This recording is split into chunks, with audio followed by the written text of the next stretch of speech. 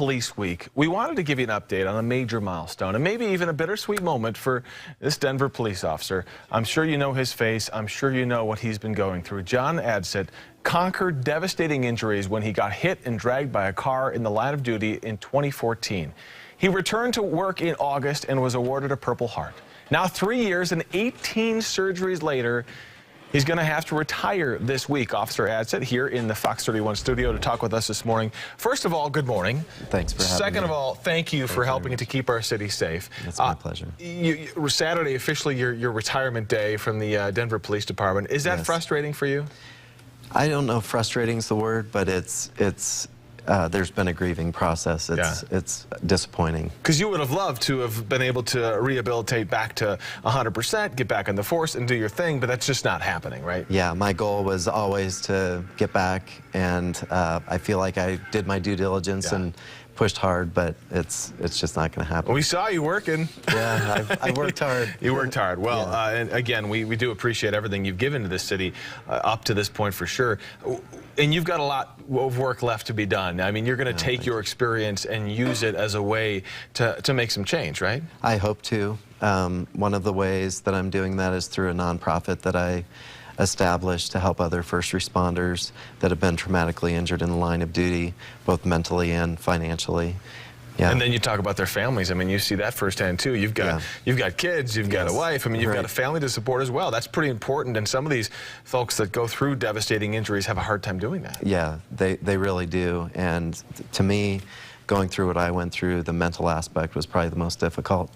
And so if I can be of any sort of encouragement to these folks, I think that's valuable. When you say the mental aspect, do you mean mentally not being able to do what you used to be able to do and dealing with that emotionally? Yeah, I think the ramifications of being a pretty active, athletic person, and then all of a sudden that being kind of torn away from you, and then having to start basically from scratch, and some things never getting back to where you'd hope. Right. Well, as well as you're doing, and as rough as you were in, I mean, after this happened, you were in pretty rough shape. Yes. You said they put you in a coma for a week. Yes. Yes. And I was in the hospital for about 2.5 months. Oh my gosh. So it was a long road. Well, thank God that you're back to where you are now. I know, like you said, you want to be 100%, but considering the circumstances. All right, so you're going back to school. Yes. Why go that route? Well, I feel that it's important to continue to retool myself as I enter back into civilian life. And so I think school is really important. I was fortunate enough to be awarded a full ride scholarship with the University of Phoenix. Nice. And their partnership with the International Association of Chiefs of Police. So that scholarship and not having to really put all that money into it is really helping me and my family right at this moment, but I'm excited about that opportunity. Well, that's very cool. And so this is Police Week, of course, a week for us to honor those who have given so much for their cities, for their towns.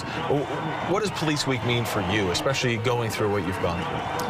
Well, for me, I just am so grateful for those that gave the ultimate sacrifice, and I feel as well just pain, and I want to honor not just the fallen, but their families and their friends and those that are left behind and have to continue through a grieving process that sometimes lasts decades. It's unimaginable, for sure. And I'm just a Joe Blow civilian who goes about his day. What can I do to show my appreciation during this week?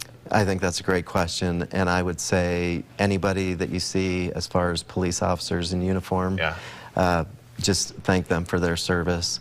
If folks are on social media, just show that you appreciate them. I found through my experience that a lot of people appreciate the police. We get a bad name here and there, but the majority of folks really do appreciate the work that people in law enforcement do for them. Well, you have a good name in my book, let me tell you that. And I have a neighbor who's a Denver police officer, and I'm going to take a second to tell him thank you for all he does. Please do, and for me. And thank you, officer. I appreciate you stopping in, and good luck. Keep us posted, of course, on the nonprofit and school. Straight A's, nothing less. Nothing less. All right, we'll get over to your weather now, and Greg is tracking snow. I am, and can I just Who say, would've thought? in that Broncos video with the goatee, that's a sharp look. You should bring that back. That looked pretty good. Does the wife like it? Yeah, That's the question. Oh my goodness, the director, that was clutch. There he goes. Man, Ken Clark is sick. Is it We could wife